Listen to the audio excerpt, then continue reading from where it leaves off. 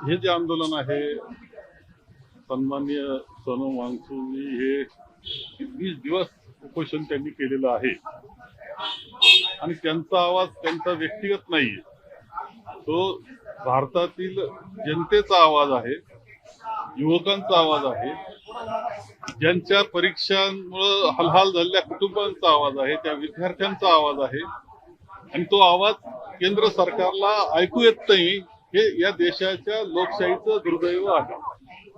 हिंदी में बताइए, सोनम वांगचुक के आंदोलन को वहाँ खत्म कर दिया गया। अभी ये सोनम वांगचुक जी का जो अनशन था, वो आवाज था, ये भारतीय जनता का था, युवकों का था, हमारे जो स्टूडेंट है, विद्यार्थी है, उनका था, उनके कुटुंबियों का था।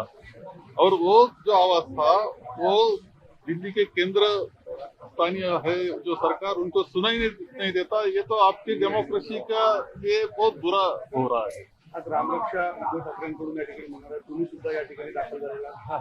मी वेगळ्या कारणाकरता दाखल झालेलो आहे, माझं काम वेगळं असलं तर एक खरं आहे की राम मंदिरामध्ये जे घडले, जे श्रद्धास्थान मानलं जातं सगळं, त्याचं अंतरंग कसं आहे, राम आमच्या अंतःकरणात आहे, परंतु जे रामाच्या नावाखाली मतं मागतात, राजकारण करतात, त्यांचं अंतरंग मात्र इथे समजून सगळ्या जनतेला आलेलं आहे। काँग्रेस आज या संपूर्ण रामरक्षा आंदोलनात सोबत जाणार का उद्धव ठाकरे? नाही, मला त्या बाबतीत खरं म्हणजे मी दुसऱ्या कारणाकरता आलेलो आहे, सभेकरता आलेलो आहे, मला बारकावे त्यातले माहित नाही। दोन्ही राष्ट्रवादी एकत्र येण्याच्या संदर्भाच्या चर्चांना पुन्हा एकदा सुरू झालेला आहे, विलिनीकरणाच्या संदर्भात चर्चा सुरू झाली आहे। नाही, मला असं वाटतं की आता ते पवार साहेब हे तर एक पुरोगामी विचाराचं नेतृत्व आहे, त्यामुळे ते प्रत्येक गोष्ट विचारपूर्वक निर्णय घेत असतात असं मताचा मी आहे।